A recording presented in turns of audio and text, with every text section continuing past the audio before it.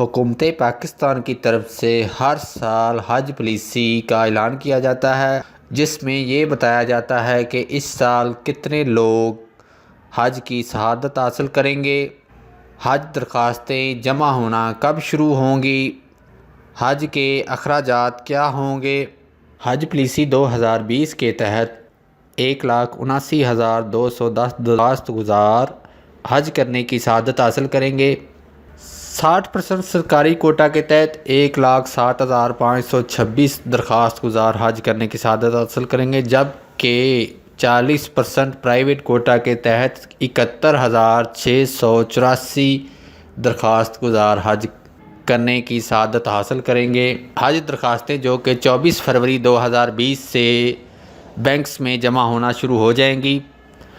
اگر آپ حج 2020 کی درخواست جمع کروانا چاہتے ہیں تو اپنے ڈاکومنٹس مکمل کر لیں۔ حج پالیسی 2020 کے تحت شمالی علاقہ جات کے درخواست گزار 4,90,000 روپے، جبکہ جنوبی علاقہ جات کے درخواست گزار 4,80,000 روپے جمع کروائیں گے۔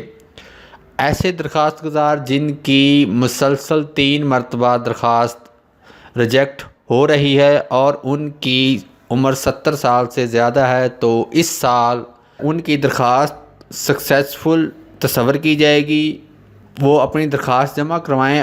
ان کی درخواستوں کو قرعہ اندازی میں شمار نہیں کیا جائے گا بلکہ سکسیسفل میں شمار کیا جائے گا۔